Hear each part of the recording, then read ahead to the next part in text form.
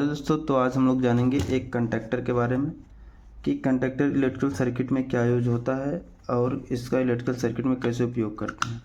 आज हम इसके पूरा ऑपरेशन करेंगे, इसको पूरा खोल के दिखाएंगे कि इसके अंदर क्या क्या चीज़ें होती हैं और ये वर्क कैसे करता है। यह एक LNT मेक का कंडक्टर है और इसका उपयोग जो है नॉर्मली हम जो है इन जो मोटर्स होते हैं उनके ऑपरेशन में इसका उपयोग किया जाता है सेफ्टी पर्पज़ से। तो दोस्तों चलिए स्टार्ट करते हैं। पहले कुछ थ्योरी जान लेते हैं कंडक्टर के बारे में। कंडक्टर एक इलेक्ट्रोमैग्नेटिकली ऑपरेटेड स्विच होता है। जैसे दोस्तों जो हमारे पास घरों में जनरली स्विच जो यूज होता है ये जो है लो करंट पे यूज किए हैं। इसमें लो करंट होता है, लो करंट के लिए, लो वोल्टेज के लिए इसका यूज किया जाता है। जबकि हमारा जो एक इसे आप देख रहे हैं ये जो कंडक्टर होता है इसको हाई करंट हाई वोल्टेज में इसका यूज किया जाता है सर्किट को ऑन ऑफ करने के लिए। यह एक क्या है, एक प्रकार से सेफ्टी पर्पस से इसका यूज किया जाता है। इस सर्किट को फॉल्ट कंडीशन में सर्किट को सेपरेट कर देता है, अलग कर देता है ऑपरेट करके। तो दोस्तों चलिए स्टार्ट करते हैं। तो कंडक्टर क्या है, हमारा एक इलेक्ट्रोमैग्नेटिकली स्विच होता है।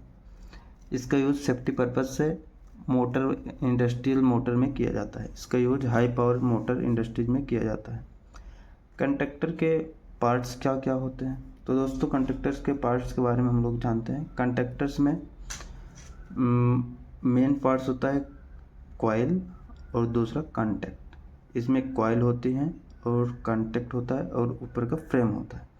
तो चलिए दोस्तों अब हम खोल के देखते हैं कि इसके अंदर क्या क्या पार्ट्स होते हैं। तो उससे पहले हमें जान लेते हैं कि इसमें कौन कौन से टर्मिनल होते हैं। दोस्तों कंडक्टर में मेनली जो है ये टर्मिनल आपको दिख रहे हैं, ये इनकमिंग होती है लाइन की। 3 फेज इनकमिंग है ये जो आप देख रहे हैं 1L1 3L2 5L3 ये इनकमिंग होती है और इधर से आउटपुट होता है, इधर से 3 फेज आउटपुट होता है इधर से। और एक कंडक्टर का ये जो है ऑक्सिलरी स्विच है जो नॉर्मली ओपन होता है। इसके बाद फ्रेंड्स इसके मेन पार्ट्स में आती है कॉइल। यहाँ पे एक कॉइल होती है, यहाँ पे कॉइल होता है। कॉइल का कनेक्शन इसके टर्मिनल A1 A2 से होता है। A1 A2 में यहाँ पे आप देख सकते हैं, यहाँ पे लिखा हुआ है 240 वोल्ट 50 हर्ट, यानी यहाँ पे हम 200 सिंगल फेज AC सप्लाई देते हैं A1 A2 टर्मिनल पे, जिससे इसके अंदर की कॉइल एनर्जाइज होती है और वो आर्मेचर को, इसके अंदर कॉइल होती है, आर्मेचर होती है, और वो कॉइल इसके अंदर ही सप्लाई जाते ही, सिंगल फेज की सप्लाई जाते ही वो कॉइल एनर्जाइज होके मैग्नेटिक फोर्स से उस आर्मेचर को अपनी तरफ खींच लेती है। इस आर्मेचर को जब अपनी तरफ खींचता है तो इसके जो दोनों कॉन्टैक्ट दिख रहे हैं ये दोनों कॉन्टैक्ट आपस में कनेक्ट हो जाते हैं, जिससे सप्लाई ऑन हो जाती है और ये इसका ऑन कंडीशन होता है। जब इसमें सप्लाई A1 A2 के थ्रू जाती रहती है तो इसका ऑन कॉन्टैक्ट होता है और इस कंडीशन में मोटर हमारा ऑन होता है। इस कंडीशन में सब करंट यहाँ से इधर को फ्लो होता है। जैसे ही यहाँ से सप्लाई ऑफ होगी कॉइल डी एनर्जाइज होगी और वो आर्मेचर को छोड़ देगी। कॉइल द्वारा आर्मेचर को छोड़ते ही ये जो आप देख रहे हैं ब्लू कलर का ये ऊपर हो जाता है और इन दोनों के बीच की कॉन्टैक्ट जो है खुल जाते हैं और ये यहाँ से यहाँ के बीच जो है कोई कांटेक्ट नहीं रहता, जिससे मोटर हमारा बंद हो जाता है। ये जो आप देख रहे हैं मोटर हमारा बंद हो जाता है, यहाँ से सप्लाई ऑफ हो जाती है। ठीक, तो इसका यूज हम जो है प्रोटेक्शन में करते हैं और रिमोट ऑपरेशन में करते हैं। जो नॉर्मली ओपन टर्मिनल देख रहे हैं आप 3NO और 13 नॉर्मली ओपन और 14 नॉर्मली ओपन, इसका यूज लैचिंग कंडीशन में किया जाता है। आगे आपको हम बताएंगे, अभी तो आप बस ये जानिए इसकी मेन चीज़ क्या है, मेन टर्मिनल क्या है। तो इसका तीनों टर्मिनल 3 फेज इनपुट हो गया, 3 फेज आउटपुट हो गया और ये इसका ऑक्सिलरी कॉन्टैक्ट है। कंडक्टर को हम K1 से डिनोट करते हैं, दर्शाते हैं। M फॉर मैग्नेटिक, ठीक है, मैग्नेटिक, और K से दर्शाते हैं कंडक्टर को। तो एक कंडक्टर का सिंबल आप जो देख रहे हैं कंडक्टर का सिंबल है। अब दोस्तों कंडक्टर के ऊपर आप इस तरह से एक पॉइंट देखेंगे ब्लू कलर का जो दिख रहा है, अगर ये नीचे की तरफ धंसा हुआ है यानी हमारा कंडक्टर जो है ऑन है, यानी ये जो है इसमें से सप्लाई जा रही है मोटर की तरफ। और ये अगर ब्लू वाला जो अगर ये ऊपर है तो यानी इसकी सप्लाई जो है नहीं आ रही है, कंटैक्ट इसके ये दोनों कंटैक्ट जो हैं ओपन है। तो इसको देखकर भी पता चल सकता है कंटैक्ट इसके ओपन है या फिर कंटैक्ट इसका बंद है। तो चलिए दोस्तों इस कंडक्टर को अब हम खोलते हैं और इसके अंदर की चीज़ को हम देखते हैं इसके अंदर क्या हो सकता है। इसको हमने पहले से इसको स्क्रू से खोल रखा है। देखो इसके कॉइल के टर्मिनल को हमने खोल दिया। एक कॉइल के टर्मिनल है जिसमें A1 A2 दिया है। आप कोई भी कंडक्टर पढ़ेंगे उसमें एक कॉइल जरूर होगी, कॉइल आर्मेचर। कंडक्टर में दो चीज़ें होती हैं। तो जो कॉइल के कंटैक्ट होते हैं उसको A1 A2 से डिनोट करते हैं। इसको हमने खोल दिया और दूसरा हमने इसे खोल दिया। ये 3 फेज इनपुट हो गया और ये इसके ऑक्सिलरी कंटैक्ट हो गए। ऑक्सिलरी कंटैक्ट दोस्तों जो होते हैं इनकी डिज़ाइन लो करंट कैरिंग कैपेसिटी होती है। इसकी डिज़ाइन इस तरह से की जाती है कि इसमें लो करंट कैरिंग कैपेसिटी होती है और ये जो मेन कंटैक्ट हैं इसका जो है हाई करंट कैरिंग के हिसाब से, कैपेसिटी के हिसाब से इसको बनाया जाता है। इसका पावर सर्किट में यूज होता है और इसका कंट्रोल सर्किट में यूज होता है। पावर सर्किट में करंट ज़्यादा होती है, कंट्रोल सर्किट में करंट कम होते हैं।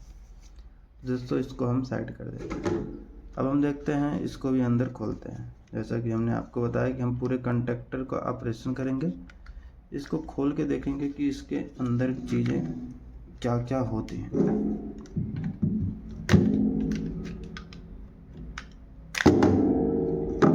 इसको हमने खोल दिया। अब देखिए दोस्तों, अब इसमें जैसे कि आप देख पा रहे हैं, थोड़ा सा इसको हम और ऊपर करते हैं स्टैंड को अपने। अब देखिए ये रहा आपका कंडक्टर जो आप ऐसे देखते हैं, ऐसे ऐसे ऐसे, और एक्चुअल में ऐसे होता है। अब जैसे कि हमने बात किया कि इसका मेन पार्ट होता है कॉइल और आर्मेचर। तो दोस्तों ये इसका आर्मेचर है, ये जो आप देख रहे हैं ये आर्मेचर है। ये मूवेबल होता है, ये फिक्स नहीं होता, ये ऐसे आगे पीछे मूवेबल होता है।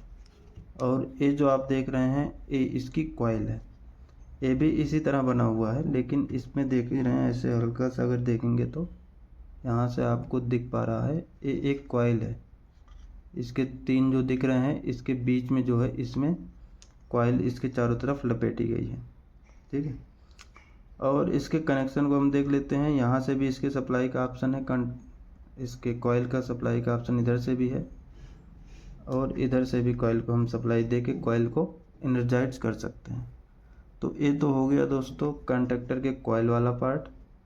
अब इसके बाद हम देखते हैं इसका आर्मेचर। ये दोस्तों इसका आर्मेचर है। जब कंडक्टर की कॉइल में सप्लाई जाती है, A1 A2 में सप्लाई जाती है, तो ये आर्मेचर को अपनी तरफ खींचता है। आर्मेचर को ऐसे अपनी तरफ खींचता है।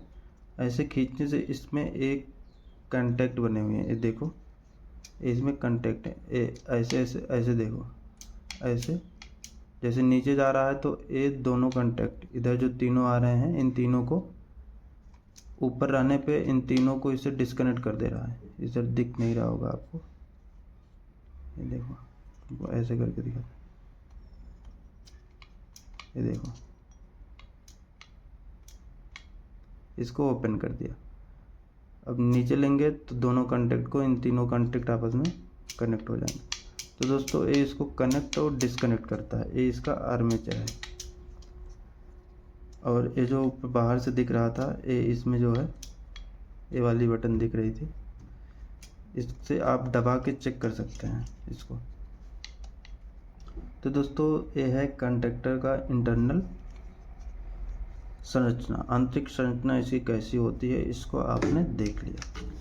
तो दोस्तों ये वीडियो आपको कैसी लगी आप कमेंट बॉक्स में ज़रूर बताइएगा। इसकी थ्योरी और ज़्यादा समझने के लिए आप कमेंट बॉक्स में ज़रूर कमेंट करें और हमारे चैनल को शेयर, सब्सक्राइब, फॉलो करना ना भूलें। ऐसे ही प्रैक्टिकल वीडियो के लिए आप हमसे जुड़े रहें। धन्यवाद।